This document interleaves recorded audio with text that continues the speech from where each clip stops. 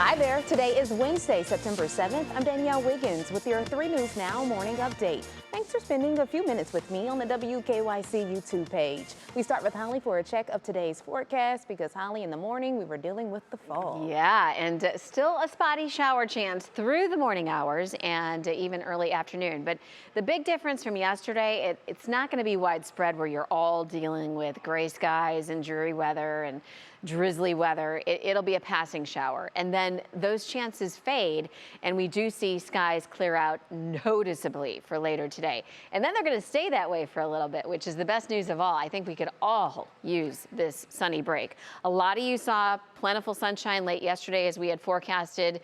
Some spots took a little longer than others. Today, again, is going to be more sun-filled compared to yesterday. So we will look forward to that most certainly. And then it's going to warm up. So summer is by no means over yet. Highs will end up in the 80s by Friday. Looks great for football Friday evening. That's going to be such a pleasant night. Saturday, partly sunny skies, again in the 80s. Then we'll deal with some scattered shower and storm chances later Sunday, Danielle. And then as we do get into next week, it looks like we've got some more showers on the way, so we're really going to soak up some sun in the meantime. We sure are. Thank you so much, Holly. And the Summit County Public Health Department is hosting a COVID vaccination clinic today, and it will offer the new Moderna and Pfizer boosters. These vaccines are designed to target and protect against the more contagious COVID variants.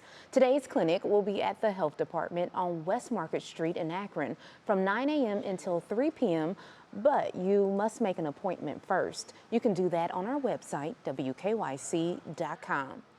And the Ohio Department of Agriculture reports bird flu has been detected in a backyard flock in Ashland County and a commercial chicken flock in Defiance County. State officials have quarantined the areas. Birds on the properties will be depopulated to prevent further spread of the disease.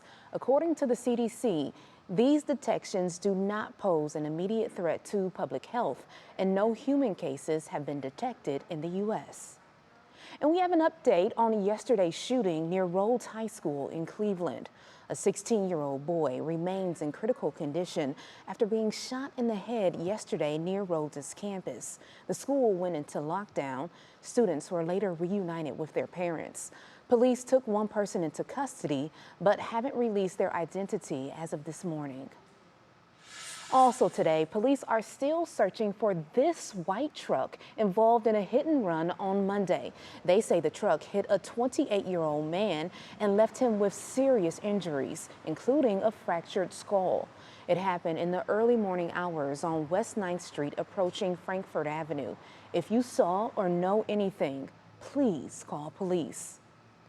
And Cleveland Mayor Justin Bibb is heading to the White House today. The mayor will meet with President Biden and administration officials. They're discussing the use of funds from the American Rescue Plan and CHIPS Act. Mayors from other Ohio cities like Columbus, Dayton, and Toledo will also be in attendance. 14 Walmarts across the greater Cleveland area will be getting a remodel, according to the retail giant. It is part of the company's plan to invest over $85 million into Northeast Ohio in an effort to provide a more efficient experience. Some of the stores include Medina's Pearl Road location, Illyria's Chestnut Commons location, and Cleveland's Steelyard location. You can find a full list of stores on our website, WKYC.com. Okay, this is the story that many have been talking about.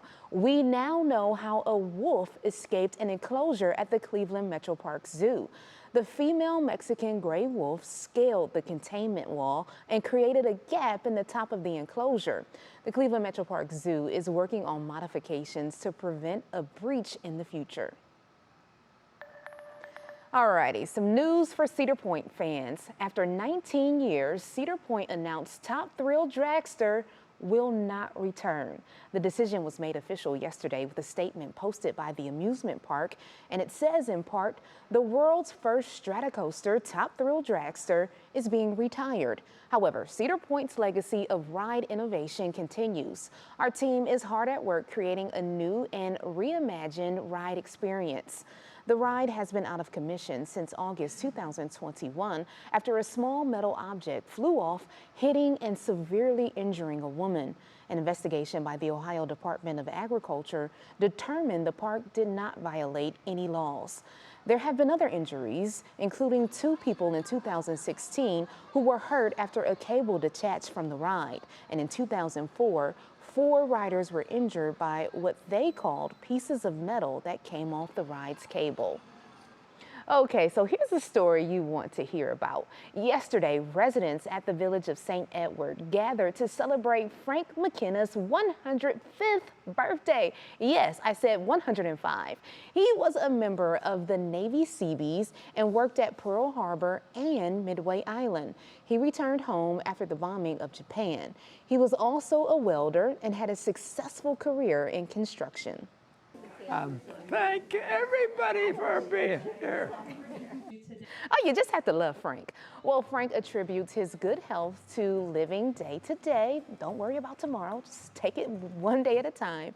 And also, he has a bologna sandwich for lunch and a glass of wine each night. Well, happy birthday, Frank. And thank you for taking time to join me for this 3 News Now morning update. Our digital team will continue to bring you the stories making headlines around Northeast Ohio and beyond. Make sure you continue to check our social media pages and WKYC.com throughout the day. I'm Danielle Wiggins, and I'll see you tomorrow morning on Go, starting at 4:30 a.m. Have a great Wednesday, everybody.